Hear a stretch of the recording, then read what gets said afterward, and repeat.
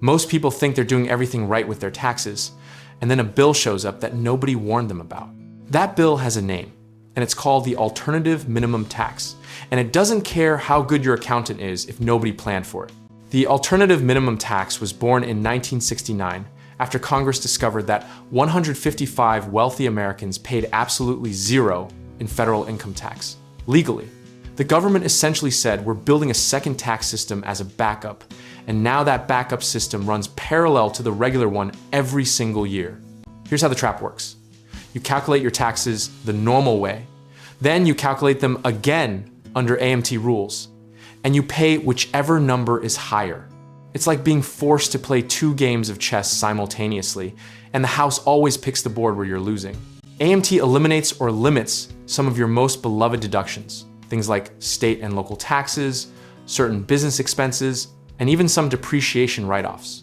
So, the more sophisticated your tax strategy looks on paper, the more likely AMT is quietly waiting to claw some of that back. The exemption thresholds sound generous until they don't. For 2025, a single filer phases out of the AMT exemption starting around $626,000 of income. But if you've had a big year, exercised stock options, or sold a business, you can stumble into AMT territory faster than you think. Incentive stock options are probably the single most dramatic AMT trigger nobody talks about at the dinner table. You exercise ISOs, you don't sell the shares, you owe no regular income tax, and then AMT quietly computes the spread as income and hands you a bill that can genuinely be shocking.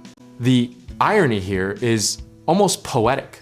You took the tax advantage path, you followed the rules perfectly, and AMT essentially says, cute strategy, here's a penalty for being clever.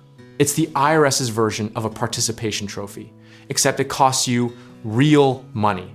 Historically, AMT was never indexed to inflation until the Tax Cuts and Jobs Act of 2017 made temporary adjustments. And before that, millions of middle-class families were getting dragged in unexpectedly every year. Congress had to pass something called the AMT patch almost annually just to keep ordinary earners out of its reach. That's how dysfunctional the original design was. The misconception most people carry is that AMT only hits the ultra-wealthy. But the reality is that high-earning professionals in high-tax states, people exercising equity compensation, and even some real estate investors can get hit. If you've got significant passive activity losses or large itemized deductions, you are already in the conversation. Planning for AMT isn't about fear, it's about knowing the rules of both games before you make your moves. Simple strategies like timing when you exercise options, spreading income across tax years, or adjusting your withholding can dramatically reduce your exposure. The disciplined investor and the disciplined taxpayer share the same core trait. They don't react emotionally to surprises because they eliminated most surprises through preparation.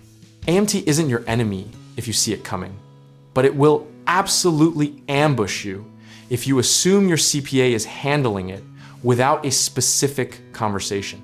The lesson from every AMT horror story is the same someone assumed that a good income year would stay good once taxes were settled, and they were wrong. You don't have to be that person because the math is not hidden, the rules are public, and the planning tools absolutely exist. At the end of the day, tax strategy is just like any other form of risk management. Size your positions right. Don't bet the farm on one move, and stay consistent with a process that survives contact with reality. AMT is one chapter in a longer financial story, and the people who win are the ones who read the whole book. Whether you check out our links in the description below,